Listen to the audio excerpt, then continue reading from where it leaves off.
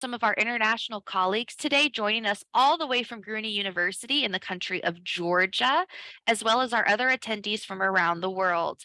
Along the way, if you have questions, please type them in the chat. You will have an opportunity at the end of the workshop to go through some of those questions you have. Again, thank you so much for taking time out of your busy schedule to attend with us this morning. And now I'll introduce today's speaker. Today, we have the pleasure of hearing from Dr. Cheryl Craig. Cheryl Craig is a professor and endowed chair in the School of Education and Human Development here at Texas A&M. She's an area fellow and a recipient of AREA's Division B Lifetime Achievement Award, AREA's Division K Legacy and Research Excellent Awards, and in addition to AREA's Michael Huberman Prize and several AREA Outstanding Publication Awards. Her achievements are recognized on the Wall of Fame at her undergraduate university. Kappa Delta Pi has also honored her with its Teacher of the Year Award.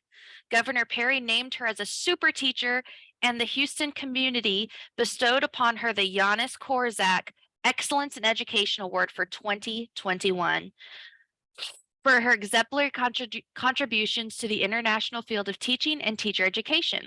She is the School of Education and Human Development's most recent recipient of the Senior Scholar Award. So I'd have to say she's pretty much an expert on topics of education and writing. So I will entertain you no longer. I'm going to introduce Dr. Cheryl Craig, and she's going to take over from here. Good morning, Dr. Craig.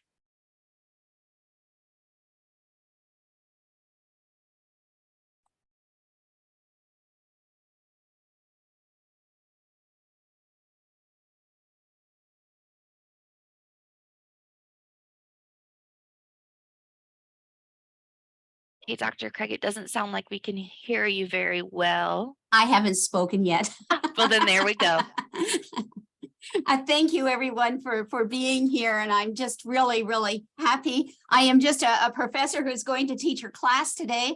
And I invited my class to this presentation. And I have many more people than my class. So I'm happy that there are over 60 people from Georgia. But for those who are here, would you put in the chat where you're from so that the people in my class will know who came to class today? Thank you.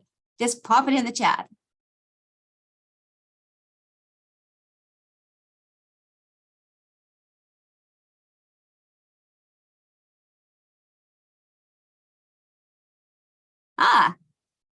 I see you're here from University of Houston. Karen, thank you. Thank you.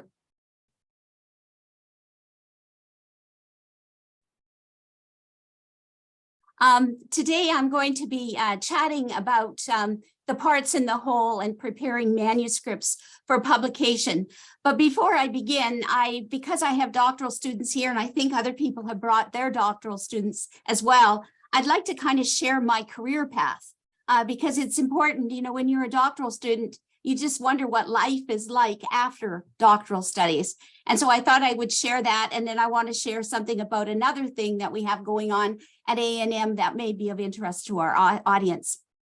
So I graduated from one university in Canada. I'm a dual citizen. And then that was the University of Alberta, one of the most northern universities in the world. And then I was in Toronto.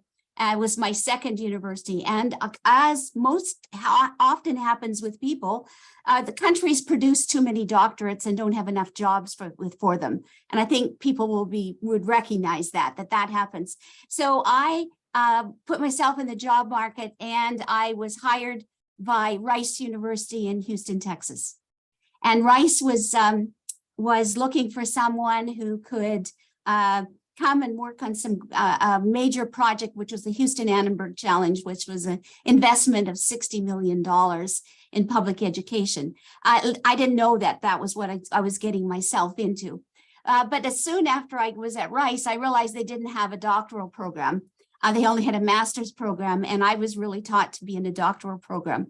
So I moved in Houston from one university to the other. So I went to the big University of Houston. And then since then, I've been attracted to Texas A&M University. And that's how I got here, my class. This is how I got here. So I wanted to share that with you, that, you know, we have these paths and we often end up miles and miles away from where we began.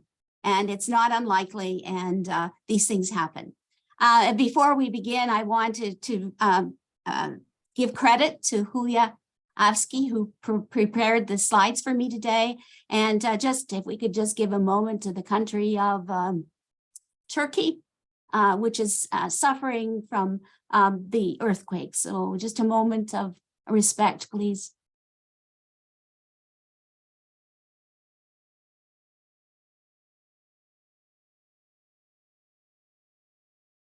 So today I'm going to be talking about the parts and the whole and preparing manuscripts for publication. The last presentation I did on this topic, which was last year, but I chose a different one last year. The one I did last year was on the music of academic writing. And that has actually gone on and is going to be in a chapter in a book out of Norway. But for now, it's just in press. The parts and the whole are very important to me. Because what we have, sorry, my slides aren't working now. There we go. Sorry.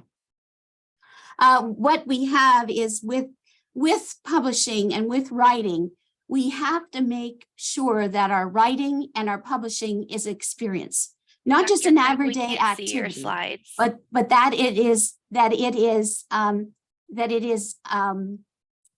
an experience that has high points and it has low points.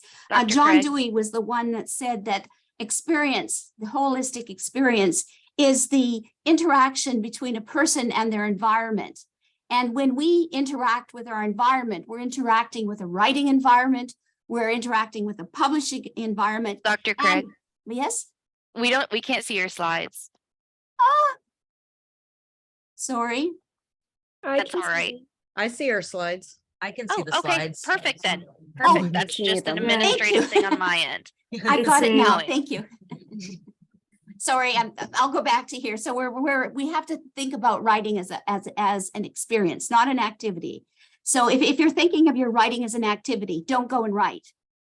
Or if you're thinking of publishing as an activity, don't go and write, because you're not going to have the quality that you need. You have to have the right tenor of your being to write. So you've done all this research and you've got the feelings of what's the people you're working with, and you are building up. Most often I find myself writing my papers in my sleep. And when I wake up in the morning, then I know what I need to write. But you build and build, and it's a holistic experience, and it rather takes over your life for a while, because almost everything you read, everything you think of is absolutely connected to that next paper you're working on. So this is this interpenetration of the human being with the environment. And so we will have in this work, we will have feelings of thought, we'll have doing, we'll have suffering, we'll have handling, we'll have perceiving. All of these things will be feelings that we'll have, but it has to do with ourselves and writing and the environment. So if we start to think about what we're going to work on in this presentation, we're going to be talking about titles, we're going to talk about abstracts, keywords, introduction, literature reviews, theoretical and policy frameworks. We're going to be talking about research methods, data presentation, main themes, findings, conclusions, and reference lists. These are all part of what we're doing. But even as we do this, this is the pathway to publication, all of that. But even as we do that, we're always, even though we have all these parts, we're always looking at how the parts serve the whole. Margaret Ely said, it's not the fragmented parts that move us, but it's the wholeness of the work that speaks to minds and hearts. So it's not only the wholeness that we feel as we write our work, it's also that we have to be able to project that to other people, so they will clutch onto our work and they will get what we're trying to share with them. And that's where I came to today's title about the whole and the parts, preparing manuscripts for publication.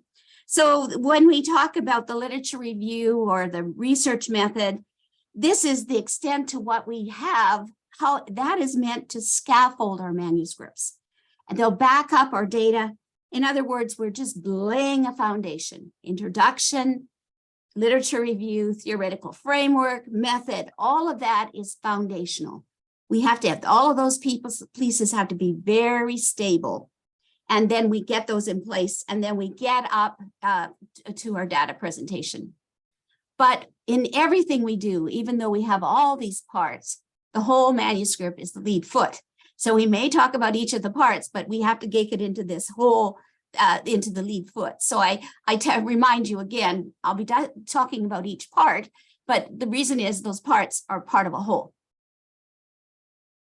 And so why am I interested in all these parts of a manuscript? Well, I want to talk about papers that sing.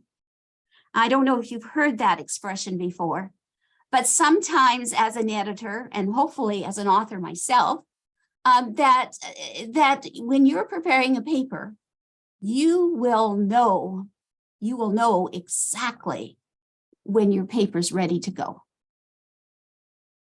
Because you've got it to a point where you can't do anything more. And when you read it, it flows. One of my students says it sounds like butter. It just flows. Once you've got that buttery feel about the writing and everything is just flowing, then that paper is what I call singing. Now, as an editor, on the whole, when I read papers when they first come in, only 2 times a year do I run into a paper that sings from the very beginning. But after we start working on it through the revision process with editors and reviewers, we should have, at the end of these processes with each paper, all of them should be approaching singing status. We should be getting close to the mark that they're ready to be published. And I just wanted to add in here, last year with Journal of Teacher Ed, the winning paper was a quantitative methods paper. But you know, the way they wrote that paper, they wrote it like a qualitative person. And it really had all of the singing qualities. You know, my theory of singing papers, it was very good for me because it as a quantitative paper held up that same criteria. And so we get this idea of singing. And of course, as an editor, you just don't want one paper singing in a journal, in an issue. You want 6 or 7 papers singing in an issue. And if you have all your papers singing in an issue, you have a beautiful issue to share with your readership. And so that's what we're always aiming for. So I, as an individual, aim to get my papers to sing. I, as an editor, work to get our editorials to sing. All the people who come in the various journals, we want to help them to get their papers to sing. And then ultimately, we want an issue to sing. And then, of course, we will know if we are singing by the time we start to get our H-index factors and our factors of our ranking of our journals and such. We will know because people will want to read us. They'll want to read not just an author, not just an issue. They'll want to read everything about that journal. And so those are the things that we aim for. I would now like to switch my attention to the polishing of manuscripts, and I'm going to start with the different parts of the submissions. I want to talk first about choosing titles for papers. Now, you would think, titles? What are they important for? Titles grab your readership. They grab your readership. They decide who's going to read your work or not. And they not only do that, but they recognize they become our research signatures. Some people's research signatures are identifiable by the topics. For example, Marilyn Cochran-Smith, if you look at her Journal of Teacher Education editorials that she did over the time that she was the editor, you can tell what Marilyn wrote because of the way she framed her titles. Lily Orland Barak is another person who has some titles that have just little twists to them. One of her titles is The Dark Side of the Moon.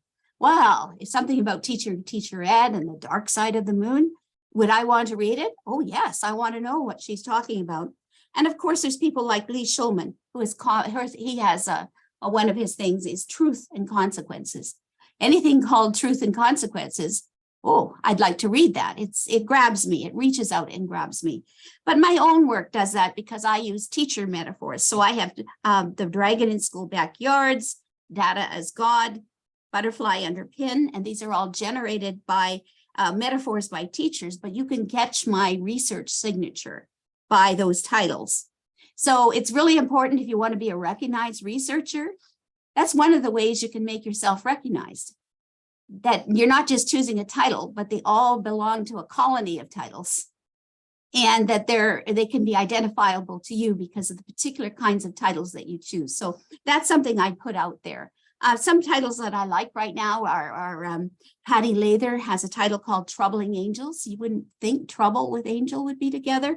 And of course, Alfie Kohn has written Punished by Rewards, The Trouble with Gold Stars, Incentive Plans, A's, Praise, and Other Bribes. And so you start to hear those titles and you think, I think I know who the author is. And so that's what we would like you to be able to do. I'm now going to move on to abstracts, keywords, and introductions. And I'm going to talk them because these are all things that are parts of the whole and they directly connect to our readers. And these are three things that we often get to when we're absolutely exhausted. We may have a relatively good introduction, but I'll tell you our abstracts and our keywords are probably the last thing we do unless they come through an invited thing that we'd have a very good abstract. But when we end our paper, we're exhausted and we have to come up with these 5 or 6 questions. And the criteria doesn't become how can we make the most crisp abstract, but it's how many sentences can I get there down there fast and get out of here so that I can get it off and I'll be done with this paper. But without that abstract and those keywords, those are the things, the direct things that speak to our readership. Keywords, those are the ones that go into the search engines. So if you want this kind of reader to read your work or this kind of reader to read your work, if you're trying to get the different markets of work, you have to have the keywords that attract them. So if you don't have the right keywords, you're not going to get them, right? So for my work, I can put metaphors in there. And metaphors are used across all disciplines. So I can get into a multidisciplinary, interdisciplinary space by putting teaching metaphors in there, right? I start to cross disciplines. But if you have too narrow of your keywords, you're only just going to get the few people who are writing in the same area as you. But this is why it is really important that ultimately, I know I think about all the things we put on our A2s for our evaluation purposes. Really, the thing that counts the most from the institution's perspective is our H index and our number of our citations. Where do our number of citations and our indexes come from? Directly back to our keywords and their abstracts, which are, we should probably think of abstracts as provocations or invitations. Your abstract should invite people that you want to read that abstract. And after you read that abstract, you know that you must read this paper. You know, it's not a choice after you read that abstract because it spoke to you. So you want your abstract to be that kind of thing. And let me speak to the introduction. Really, it doesn't seem to matter how long the paper is. My experience is an introduction should be 1 page, that you can take everything that you're doing in that paper and reduce it to 1 page. So you're just kind of squeezing it into that 1 page, and then you expand it after you finish your introduction. But after people read your introduction, there should be no question about what your paper is about. You should have set the parameters for that paper and people know exactly what to think about. So now we're going to move on to, I'm sorry, there's a little bit about the abstract, which I've talked about. And your abstract should have in it keywords, and those words should also appear in your introduction.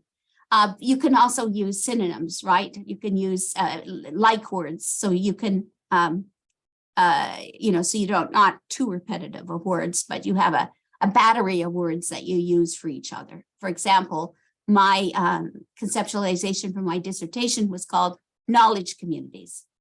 And my alternate expression was communities of knowing. So you always have a battery of words that you use so that you're not too repetitive, because that gets people angry. And we're moving on to the literature review.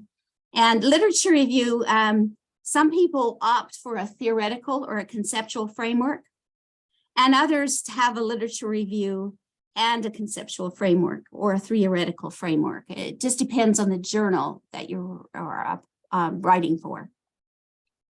And this is where most people get in trouble. I think when I read papers, and it would be graduate students' dissertations and also papers that come into the journals that I edit for. People often have this idea that you have to throw everything you know into your literature review. But the trouble is, if you think of your article or your chapter, if you start to think of it as a piece, then you have to think about, how do I apportion to my introduction, to my lit review, to my methodology. My data section needs to be almost 2/3 of the paper. And then I have to have a good size conclusion. And then they spend too many words on the literature review and they go too far afield. The bigger problem is too far afield. You take your readers out there and they can't get back to you. They can't get back. You took them out too far. So what I would suggest, and it took me a long time to come to this, so it didn't come overnight. You know, it's sort of from being a seasoned author and editor. Let the ideas or the themes or the concepts lead the way. So don't say, John Dewey said this, Joseph Schwab said this, Gloria Ladson-Billings said this, Ivana Lincoln said this. Because the lit review is your review, it's not theirs, right? What you're doing, it's your review and not theirs. So what I would suggest is that people would come up with some strands of literature. And if you need to have substrands. So you could have a visual, here's my three big strands, underneath here's my substrands. And I would suggest that you avoid having 4 of anything, because 4 is an unlucky number in Asian cultures. So if you're trying to have an international audience, you don't want to have those kinds of things happening in your paper that cause people not to want to read it because of something is in there. But most importantly, you need to let these ideas and themes, sorry, I'm going to go back. You need to let these ideas and themes lead the way. So it's your review. So always keep it your review. You acknowledge all your sources, but you don't acknowledge the sources before you show how they fit your review. So there's an art to doing this. And a good literature review keeps the authority with the author and the sources as sources. So you don't give all the authority to the people who are contributing to your lit review. You're not leaving them out by any stance, but you hold on to the authorial aspect of it so that it's part of your paper and you're not going on all of these chases after somebody else's scholarship. That's the way you can really smooth out a literature review, and you can stay close to your knitting in that you keep it your paper. Because oftentimes people will just say, oh, so-and-so said this and so said that and so said that, and they're all well-named people in the field, and there's no problem. But they don't need your authority. They've got their own authority for what they read, right? For what they write. But when you give your authority from your paper over to them, you can't get it back in order to go ahead with your papers. So you need to keep it. What you say about different people, what you say about their work has to fit your thesis about your paper. And of course, their names will be in parentheses. Sometimes you'll use them in a sentence, but you don't want to give everything away to somebody else and you can't get it back. So that's one of the things that is I think, one of the biggest troubling things in papers that people get in trouble with. And so for those who have theoretical and conceptualization, so you want to figure out, you have to apportion. If you're going to have a literature review and you're going to have a conceptual and theoretical framework, you have to have a thesis about what is going to go in my lit review and what's going to go in my framework. So if I were studying accountability in Texas schools, the emergence of accountability as a policy or a school reform strategy would appear in my lit review. And I might even include something about the history of Texas in there, about education in Texas. But in my theoretical or conceptual framework, I might include things like John Dewey's idea of education and experience, other people's ideas of life and narrative, and I would talk about the difference between curriculum implementation and curriculum making, which my students will be talking about later today. And that's a fine line distinction. It's a fine line distinction, but you have to know in your head what's going in the lit review, what's going in the theoretical or conceptual framework. Develop your own rule of thumb about how you're doing it. Be explicit in your paper how you're doing it, and you follow it consistently and religiously. So there is not any reviewer is going to have any quibble about you having the stuff in the wrong place. You explained how you're splitting out, parsing out your material, and you just follow that through rule by rule. And so I want to move on to research methods and instruments and so forth. And this too is a challenge for authors. Some just brush the surface of their methods, just brush the surface. You really need to express methods in layperson's terms, lay researchers' terms. They should be researchers' terms, because you want to have a readership beyond just the people doing your method. So it has to be logical that others who aren't in your method can read it and say, yep, that makes sense. I know how the person worked through that. And so you don't want to go too deep, because then you lose those readers. And also they get lost in the content. So here is where you include the context of your study. And if you explain each research tool that you're using, and quantitative and qualitative have tools, and you have to explain them in sufficient detail. And sometimes you may even have an opportunity to include evidence. In all of this will back this up. And so all of these things I'm suggesting here makes for a really solid methods section. When I first started as a graduate student, our methods sections were less than a page. We have changed. The world has changed. It used to be that each researcher had their secret method of how they did things.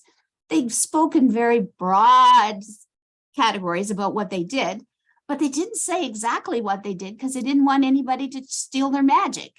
And everybody was really good with that until we got into the age of accountability. Now, the thing that was different at that time, but perhaps more rigorous, was you had to write a list of how many interviews you did, how many participant observations, and then you'd have them transcribed into pages. And so when you would talk about so-and-so said this, you put the date, the interview, and the page number. And you do that for your participant observation notes. And so it was very, very tight in that way. And so that way was very heavily evidence, but really describing your methods, not so much. Everybody had their own secret sauce. Those days are over. Now we have people 5 pages for 5 pages to describe your research method. And even then there are reviewers wanting to know more about how you did things. You know, that there isn't a limit to what people want to know. And of course, one thing you have to do is talk about truth claims and the kind of evidence you'll use to back them up. So I think everybody's pretty good about people having different methods, but they want to know a little bit about how you're thinking about truth and how you might do it. So, I mean, in my methods courses, I always suggest that the truth claim is sort of like true for now, qualitative. I'm doing this particular study at this particular time with these particular people. The truth is only for that time with me working with these people. There might be things that we could translatability to other situations, but I'm only making claims for this. And then they want to know how many claims are you doing, right? And so you're doing participant observation notes, you're doing interviews, you're writing notes all the time, notes to file. So the generally case in point is 3 pieces of evidence for each claim. So this is something you just hold yourself to. So if I go with a research assistant into a classroom, she does notes, I do notes. So there's my notes and her notes, there's 2. If we tape recorded something that was going, or we recorded something was going in the classroom, that's 3. Or we interview the teacher afterwards, that's 4. Or we could talk to students and they bring up something that came up in the classroom, 5, 6, 7, 8, but we have this cross section about where these things come from. And so often people ask me after I finished writing things like, how did I not have controversies about what I wrote? Because there's a lot of controversy in, say, the paper Butterfly Under a Pin. And also a lot of controversy in A Dragon in School Backyards, or Data is God, where somebody ends up having their position taken. But there isn't any problem because you're working with so many people and you have so many data claims, right? And they're cross-section, that it's not just you imposing anything on, it's coming from multiple people, multiple sources, and you're not some kind of kamikaze making some claim. It's pretty substantiated. And by the way, a lot of claims I can make, but I don't because I'm a little worried about people's jobs. I often go with the lesser claim because it'll work for the paper and I can get it published, and I don't endanger somebody's employment because that's never our intention of research. So I'd like to share that. And I also want to say that we use participants' names and pseudonyms. We use, sometimes our participants want us to use their names. That was true of my participants in Canada. All of their names are their names. And their places are their places. But human subjects has changed radically since that time. We can still use people's names, but we tend to want to have pseudonyms. It works best. And we won't want more than 3 to 5 pseudonyms in one paper. And we have pseudonyms for places. We can't hold on to more than 3 to 5 either of places because people can't remember. Right? If you get moving on and it's beyond what you can remember, it's beyond what your reader can remember, and it's working against your paper rather than for it. So take the participants that most make your arguments, put those other research participants as supporting research participants, and you just talk to them as supporting research participants, others.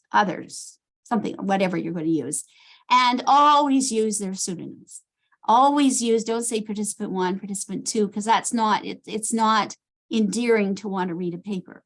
But if we said, Aaron said this, Chelsea said that, Jordan said this, if we use Kelly said that, it's totally plausible, and our readers will latch on to people's names, and they want to figure out what Chelsea did next, what Aaron did next. Right? They want to find out. So just, use your own sensibilities about that. If it starts to get too confusing for you, you can be sure that you've sunk your reader, even though you have a very good paper. And so keep those limitations. And then when you first introduce the data, this is, I think, one of the most complicated and difficult things. Most people, they introduce everything. They've got this great platform and everything, and then they jump to findings. And they haven't given us anything from the field. We need stuff from the field. We need to know what each person said. And the first time around, it is almost near raw data. It's almost near raw. We don't have too much interpretation to it. Now, of course, no data can be totally raw. We have the experience and then we talk about the experience. But even when we talk about the experience, we're putting a layer of interpretation on it. And then when we put it in our paper, we're putting another layer of interpretation. But we're not pulling in too many layers of interpretation because we want to get most of the people's voices. We want to know the kind of raw of how it happens. And what is the beauty of having the raw stuff is you're taking the reader with you. The reader is accompanying you on the interpretation of this experience. They're accompanying you. And so then when you come to your findings or your themes, they will be no surprise because they are walking with you and they say, aha, yes, that makes total sense. I've seen the raw data. This is what we need. And it supports our themes. and our interpretations. And by the way, if we have titles, like I had a title, trying to have a catchy title, the title starts to dribble through your raw data into your interpreted data. So all of a sudden you are bringing this together. You're coalescing the whole. You're bringing your headings, you're bringing your keywords, you're bringing your title, and all of this is becoming increasingly complex. And readers, though, are with you because they know what you've done, and they're with you. So when you arrive at your themes and findings, you should be able to mirror what you said in your abstract, and your keywords should be getting to apply. They're showing up in your interpretation section. And so the same goes for your title. All of this is all starting to drop. And then your references will be included throughout here. And there will be a breadcrumb trail that you built with your references that help you arrive at your themes and your findings. Over 90% of your references should come from publications from social sciences and humanities research indices. That's SSHRI, those kinds of journals. I'm talking about Web of Science or Scopus journals. Those are the ones that are most respected in the field. And so you can tell a novice researcher, because they'll use the big names in little places, and then they'll use the little names in the big places. So always use your big person, your big people where you most need to make the emphasis of your point. Don't use a no-name researcher that not that their work is not important. You can use it somewhere else, but don't use it to make your major arguments, right? Use the strongest researcher you've got out there who would agree with what you're doing, right? And I think that's one of the biggest points that separates a paper being accepted and not being accepted. People mixing up families of researchers, putting people together that would be unholy unions. Their research lines don't get along, and somebody drops them in as if they're favorite friends. And anybody reading that will like, ooh, what are you doing there?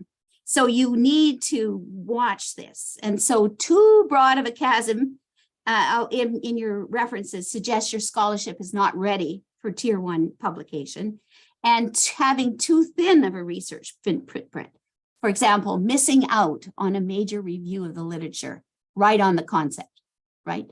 Missing out on some major thing suggests that your paper is underdeveloped and you're unaware of it. And so your reviewers will swoop in and say, but you've got all these reviews, these great reviews and 5 or 6 handbooks. How come you didn't use them, right? And the point was you probably weren't aware of them, but your reviewers were, and they expect you to use them. And so lastly, I'm going to return to how to make your work sing. You should, when you become a seasoned researcher, one of your papers should build on another and another and another. You shouldn't have all these isolated papers that have no common grounding. We should know where you're working, and those keywords should direct us to where you're working. Not that you can't add something new or change it up sometimes, but you're in an area that is identifiable to you and identifiable to your reading audience, and that they build one another. When you read your papers, you read them out loud independently. If they have a beat that's off, you replace words with other words and phrases that mean the same thing. And you continue to do this until your paper flows or sings. Then you read the whole paper independently. And if the beat is off, you replace words with other words meaning the same thing. If the meaning's not there, you need to go back and repeat words from other sections you did earlier, such as the keywords, important teacher texts, synonyms of key concepts. So you repeat it as reminders. And that is important for your truth claims, but it's also important to keep the coalesce your paper to make it into a whole experience for the reader. And you continue to do all of these things, and you do it without interruption. And as I said, saying what my student said, when you read something it reads so effortlessly that effortlessly, it flows like butter. And somebody says, well, that's simply elegant writing. It's not hard writing. I assure you, everything about that writing was staged. Every word, every syllable, everything that was there was very, very intentional, although it looks effortless. It reads beautifully. You don't have to have a dictionary beside you or go and ask somebody what something means. You don't feel choked because, the sentence goes on for 3 pages, which sometimes that happens because, people get very caught up with your wonderful turns of words and forget that you might not be carrying your reader with you. And so these are the things we're making through. These are conscious things we're doing with our manuscript to make them flow. And this is how your papers will get published and how you'll become known as a scholar. This is how your research signature develops to the point that your identity is recognizable by your titles. And some people say they can figure out the author within the first 3 pages. I can do that. Your repeated research in a particular area should give you away. There's not that many people around the world doing these very small people. Your topic should give you away. So as I said at the beginning, it's not the parts of your work that connect with your reader's audience, but it's your manuscript's fullness that creeps into readers' hearts and minds. And so we are aiming to clutch people's hearts and minds through what we write. So in sum, this is how we follow a path to publishing through a signature in SSCI journals, and your research signature develops, and you've developed it very consciously through paying close attention to the synergy between the parts and the whole of your manuscript, and how at the end of the day, the comprehensiveness of all that you do is what really counts for being published. So I thank you, and I open this up for questioning, and I have an announcement to make as well. So let's open for questions. All right. Thank you so much, Dr. Craig, for speaking to us on how to make our paper sing and make it a more full publication. I'm now going to start monitoring the chat, and I'd like you to start populating any questions you have, whether it be about something specific that Dr.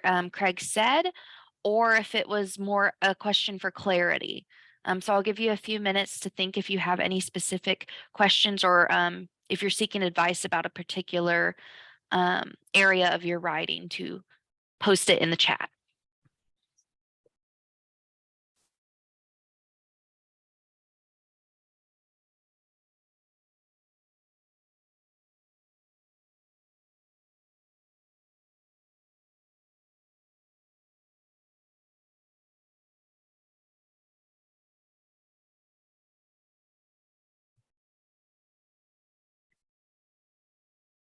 Okay, I see people typing away. Once I start getting them in, we'll take them one at a time as they come in, and we'll get Dr. Craig's opinion or advice on them from her esteemed background.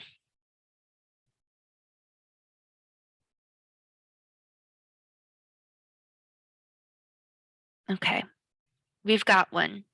After you're published in a Tier 1 journal, how do you ethically promote your work and build your research signature? Ooh, we did have a great path to publication on that last semester as well. So be on the lookout for more of like that. But Dr. Craig, what do you think? What are your thoughts on that? The thing that I said about the titles, keeping your titles, close cousins of each other. That's something you can do. I notice a lot of people, I don't do it, but they put their latest publication on all their emails. That's a way of promoting your work. That kind of thing. I think one of the conscious things I do, because not that many use my method in the particular way that I do it, I cite my previous scholarship. I cite it within my work to show that there is a research path I've been on, that I'm just not taking this topic or that topic and, throwing it all together. But there's been a purposeful path that I've been on, and I did this with this paper, and I did this with this paper. And so that if somebody wanted to follow, because really when we get to the viability of people's research, could other people repeat it? Well, I'm qualitative, that's pretty hard, but you could follow my path. You could follow my path and read this piece and then this piece. And I think that's ethical because I've disclosed what I brought from this piece into this piece. And actually, I'm responding to a paper that's going to receive an award. And one of the questions I have for the author is, you published this in 2019 and you're getting an award for this in this year. What from that 2019 paper prepped you to write that 2022 paper, right? Or 223. Those things, I think those are pretty ethical because we should have tight connections between one paper and another, even though in different contexts. Okay, thank you so much. We have another one that says they're interested in abstracts. Some journals demand abstracts like summaries, some with short descriptions of each part of the article. Is there any difference between them, or is it just personal style? I would, one journal that I find very interesting is Teachers College Record. It comes out of New York. It's the oldest journal in the US. It has something called a structured abstract. It's a long abstract they have.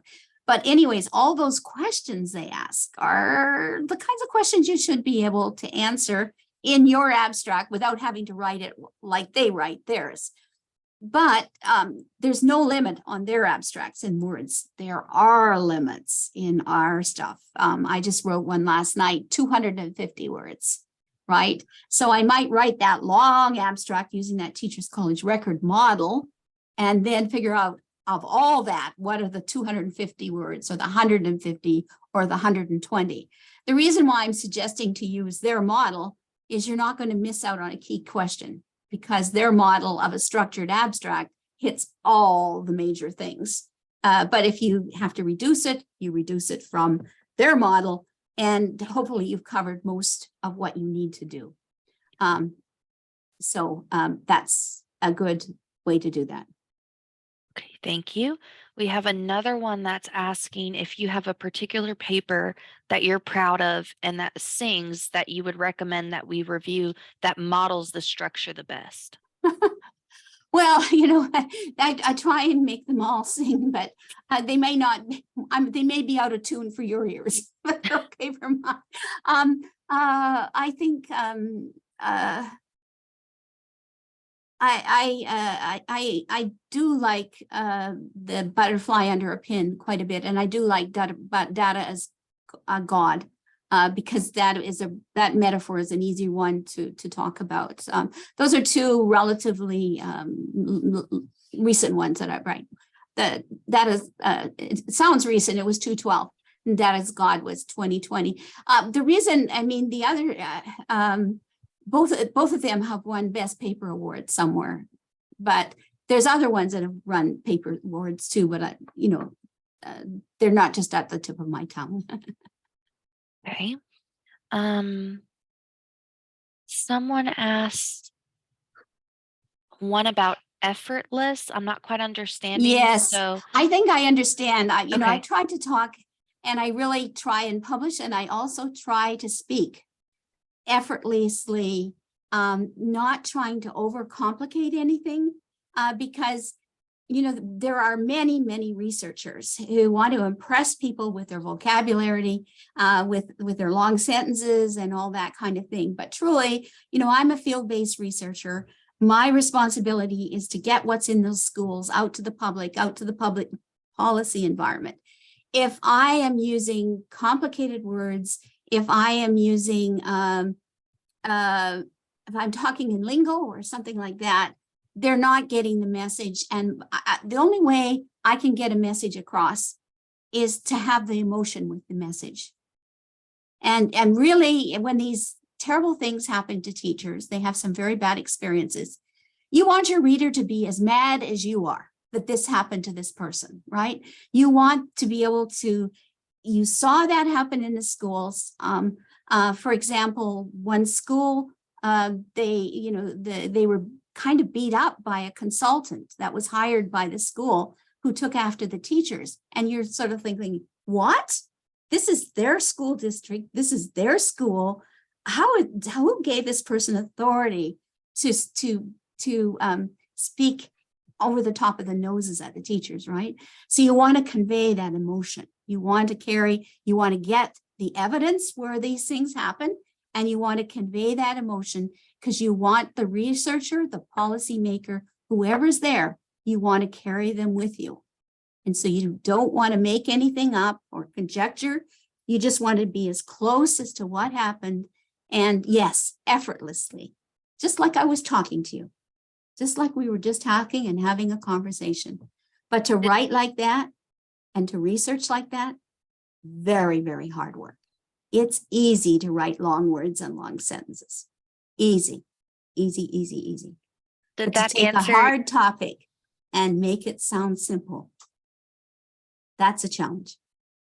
Did that answer your question, Miss or Dr. Liana?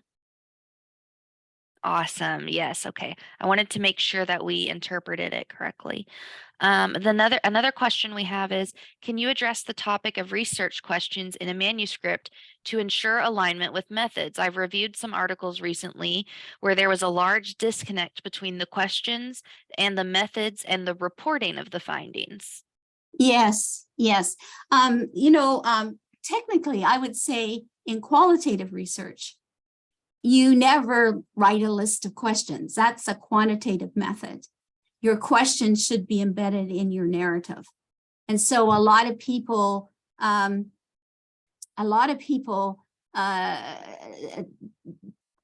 don't abide by that. And so parts of their paper come across as being more quantitative, and but really they're not really consistent with qualitative research. Yes, I think in some of the things with questions and method and such, I would really recommend that people use figures or tables because you only have so many words and you're trying to communicate a very complicated message, and you want to show how you move from those questions to your methods to your findings, right? So you could have a series of figures that is a picture form of what you did. And then in your text, you're just using one or two examples, but your figures are populated with multiple examples, right? And so I think that's a way to close that disconnect because again, exactly Karen McIntosh, who's one of our students who graduated, she's at University of Houston main campus, that this idea that you need to carry your reader with you. And so figures really help. Figures really help. Awesome. Great question, Dr. McIntosh. Another one is, what is the optimal number of keywords for a paper? Usually the journals decide them themselves. Sometimes it's 5. I'm editing a book right now and it's 7. And so, most of the authors have put 5 because that's what they're accustomed to. And the editor, the publisher is saying, nope, we need 7, right? And so actually I as editor go on and put 2 more in because I think they have their 5 favorite ones anyways. And I just do it and save them some time. But yeah, 5 is a good one. Okay. Look at the time. We have 2 minutes left. Does anyone have any closing remarks or a final question? Okay, here's a final remark. Thank you for your meeting. I'm working for my master's paper, and I'm sure your recommendations and advice will help me to make my paper much better. You've got some praise for Dr. Avisi about your solidarity towards Turkey and neighboring countries. Lots of thank yous. I was just going to add that yesterday we are going to have in the last week of March, we have two visitors with us. We have a Hagler Fellow, Gloria Ladson-Billings. We have her with us for the week. And on the 29th of March, we have both Marilyn Cochran-Smith and Gloria Ladson-Billings. And so in the morning of that day, we will have Marilyn Cochran-Smith doing her keynote address. And in the afternoon, I will be facilitating, I just found out yesterday, a national conversation on live stream between Gloria Ladson-Billings and Marilyn Cochran-Smith. We're live streaming it and we will take it out through the collaborative. So I'm just going to put my email address in here. And if you want to attend that, we can get you set up through the collaborative to be a part of that. It's going to be a pretty special day that day. We're having two of the nation's top educators in teaching and teacher ed with us as visitors. Awesome. Thank you so much. I see a hand up, but also a comment from Miss Abizadzi. Would you like to unmute and speak? Thank you, Jordan. I don't have any questions. I just wanted to make a quick comment. My name is Anna Besadze. I'm an advisor to the rector and lecturer at Grigor Bakidze University, which is based in Tbilisi, Georgia. I'm also a former employee of the Texas A&M Foundation, and Dr. Craig, as you mentioned, the Rice. I was actually accepted at Rice University in 2015. GRUNY, our university, became partner university of School of Education and Human Development at TAMU in August. And we are glad to have an opportunity to join these interesting workshops. And Dr. Craig, thank you for this very useful lecture, sharing your expertise, valuable experience. Learning from you is indeed a privilege. Therefore, I just wanted to express gratitude on behalf of Grigor Bakidze University and our academic staff and students attending today. And thanks also to Jordan, Dr. Ichels, Dr. Singer for their amazing work. We are looking forward to the next one in 2 weeks, and I just want to express our huge thank you. Thanks. And I would encourage you to attend the International Study Association of Teachers and Teaching conference in Bari, Italy. It's the 40th anniversary of that organization. It has over 65 countries in it, and it's probably one of the leading international organizations of teaching and teacher ed. And we're looking forward to be there, and the keynote speakers come from all over the world. Good to know. Thank you. Yes, so and Dr. I'll just Craig chime in has as well. It's a pleasure and an honor for so many of our Georgian colleagues to join us this morning. So we appreciate everybody who took time out of their day and your evening, right, in Georgia to come and join us. So we appreciate you greatly, and we look forward to a long and productive relationship. So thank you so much, Anna. Yes, I'm sure our graduate students enjoy the international flavor to our meetings, but as this last time we had something in the collaborative, we had a lot of our undergraduates, and they're still beaming that they were on with people from 6 different countries. They thought that was just amazing to have an international conversation about something we're doing in class. Awesome. Okay, thank you everyone for coming. It's now 11:02, so I want to be respectful of y'all's time. Be on the lookout for another flyer coming your way for Pass the Publication in about 2 weeks. We have another great workshop coming to you. And yeah, that's it. I hope to see you all there soon in 2 weeks. And thanks, Dr. Craig. Thank you. My pleasure. Thank you. See you.